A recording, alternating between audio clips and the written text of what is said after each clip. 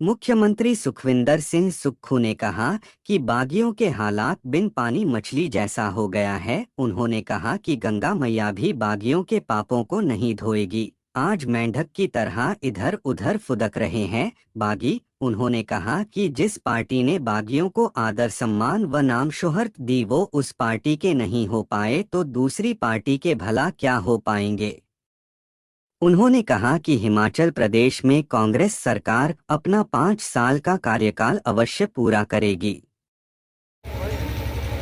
Cross voting करने के बाद अगले दिन बजट पास होना था। फाइनेंशियल बिल है, यानी कि अगर उसमें बजट पास नहीं होता तो सरकार गिर जाती।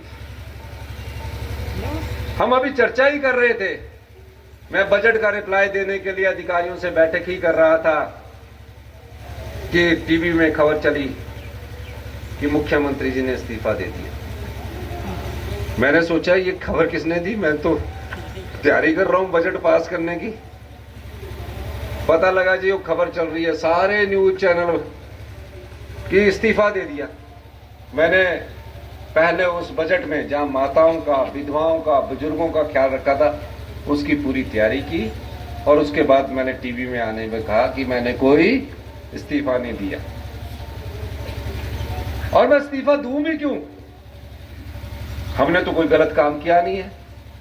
हमने तो भ्रष्टाचार के चोर दरवाजे बंद किए और मैं क्यों उन भ्रष्टाचारियों से डरूं जो मेरी सरकार को अस्थिर करना चाहते हैं।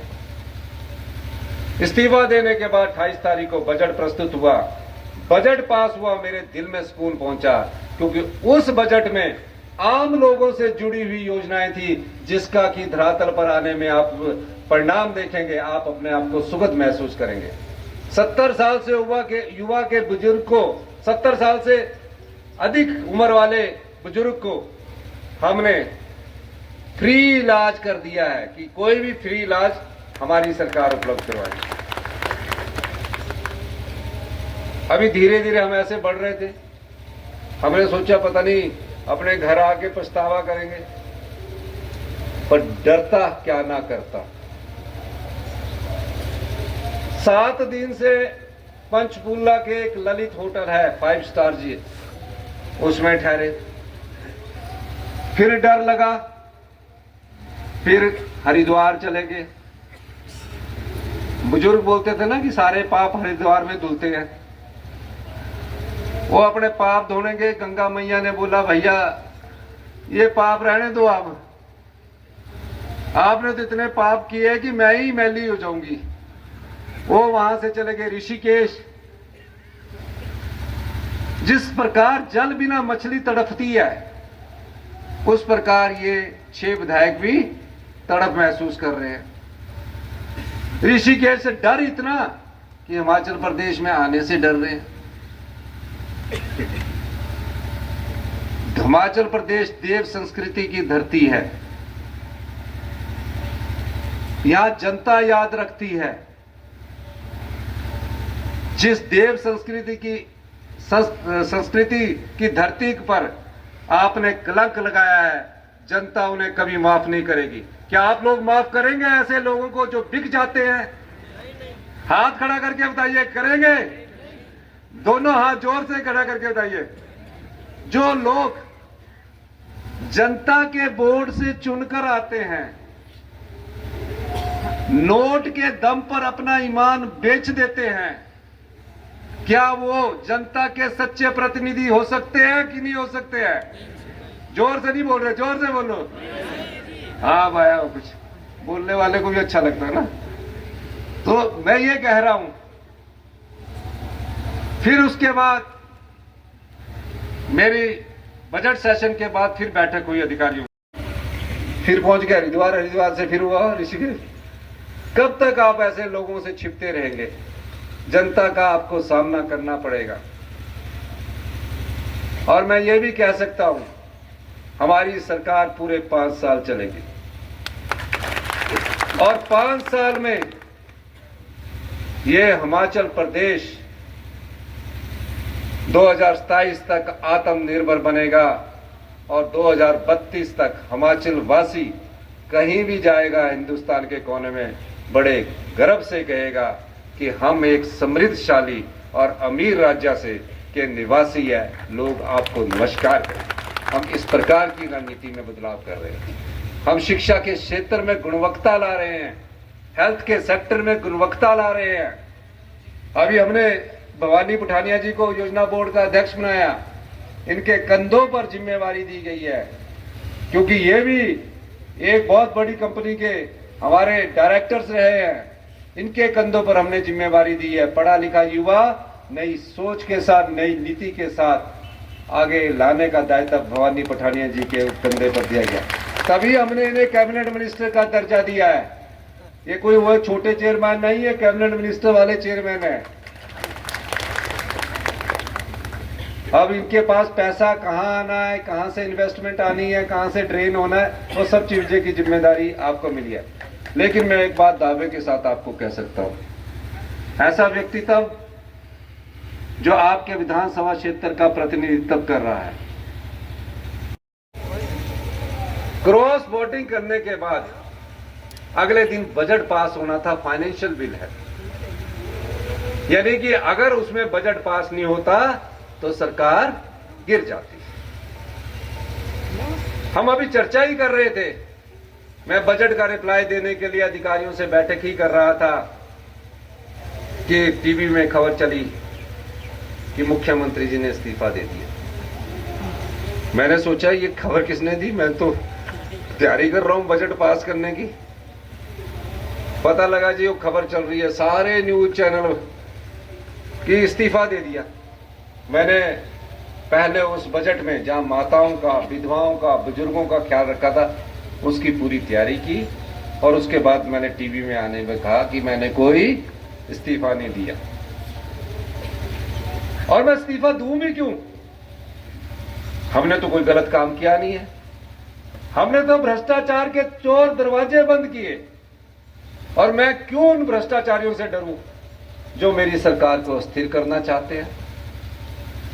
इस्तीफा देने के बाद 28 तारीख को बजट प्रस्तुत हुआ, बजट पास हुआ, मेरे दिल में सुकून पहुंचा, क्योंकि उस बजट में आम लोगों से जुड़ी हुई योजनाएं थी, जिसका कि धरातल पर आने में आप परिणाम देखेंगे, आप अपने आप को सुखद महसूस करेंगे।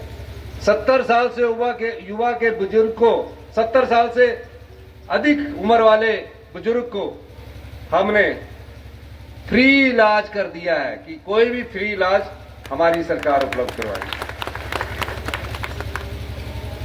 अभी धीरे धीरे हम ऐसे बढ़ रहे थे, हमने सोचा पता नहीं अपने घर आके पछतावा करेंगे, पर डरता क्या ना करता। 7 दिन से पंचकूला के एक ललित होटल है, 5 स्टार जी, उसमें ठहरे। फिर डर लगा, फिर हरिद्वार चले गए। बुजुर्ग बोलते थे ना कि सारे पाप हरिद्वार में धुलते हैं। वो अपने पाप धोने के, गंगा मैया ने बोला भैया ये पाप रहने दो, आपने तो इतने पाप किए कि मैं ही मैली हो जाऊंगी। वो वहां से चले गए ऋषिकेश। जिस प्रकार जल बिना मछली तड़पती है, उस प्रकार ये 6 विधायक भी तड़प महसूस कर रहे हैं। ऋषिकेश से डर इतना कि हिमाचल प्रदेश में आने से डर रहे हैं। हिमाचल प्रदेश देव संस्कृति की धरती है। यहां जनता याद रखती है। जिस देव संस्कृति की धरती पर आपने कलंक लगाया है, जनता उन्हें कभी माफ नहीं करेगी। क्या आप लोग माफ करेंगे ऐसे लोगों को जो बिक जाते हैं? हाथ खड़ा करके बताइए, करेंगे? दोनों हाथ जोर से खड़ा करके बताइए। जो लोग जनता के वोट से चुनकर आते हैं, नोट के दम पर अपना ईमान बेच देते हैं, क्या वो जनता के सच्चे प्रतिनिधि हो सकते हैं कि नहीं हो सकते हैं? जोर से नहीं बोल रहे, जोर से बोलो। हाँ भाया, कुछ बोलने वाले को भी अच्छा लगता है ना। तो मैं ये कह रहा हूं, फिर उसके बाद मेरी बजट सेशन के बाद फिर बैठक हुई अधिकारियों, फिर पहुंच गया हरिद्वार, हरिद्वार से फिर हुआ ऋषिकेश। कब तक आप ऐसे लोगों से छिपते रहेंगे? जनता का आपको सामना करना पड़ेगा। और मैं ये भी कह सकता हूं, हमारी सरकार पूरे 5 साल चलेगी और 5 साल में ये हिमाचल प्रदेश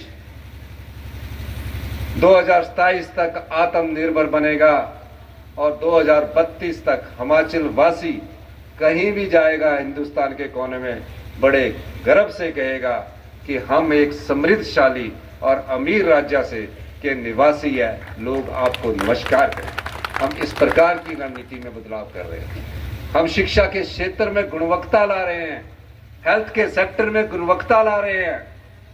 अभी हमने भवानी पठानिया जी को योजना बोर्ड का अध्यक्ष बनाया, इनके कंधों पर जिम्मेवारी दी गई है, क्योंकि ये भी एक बहुत बड़ी कंपनी के हमारे डायरेक्टर्स रहे हैं, इनके कंधों पर हमने जिम्मेवारी दी है। पढ़ा लिखा युवा नई सोच के साथ, नई नीति के साथ आगे लाने का दायित्व भवानी पठानिया जी के कंधे पर दिया गया। तभी हमने इन्हें कैबिनेट मिनिस्टर का दर्जा दिया है। ये कोई वो छोटे चेयरमैन नहीं है, कैबिनेट मिनिस्टर वाले चेयरमैन है। अब इनके पास पैसा कहाँ आना है, कहाँ से इन्वेस्टमेंट आनी है, कहाँ से ट्रेन होना है, वो सब चीजें की जिम्मेदारी आपको मिली है। लेकिन मैं एक बात दावे के साथ आपको कह सकता हूं, ऐसा व्यक्ति तब जो आपके विधानसभा क्षेत्र का प्रतिनिधित्व कर रहा है। फिर पहुंच गया हरिद्वार, हरिद्वार से फिर हुआ ऋषिकेश। कब तक आप ऐसे लोगों से छिपते रहेंगे?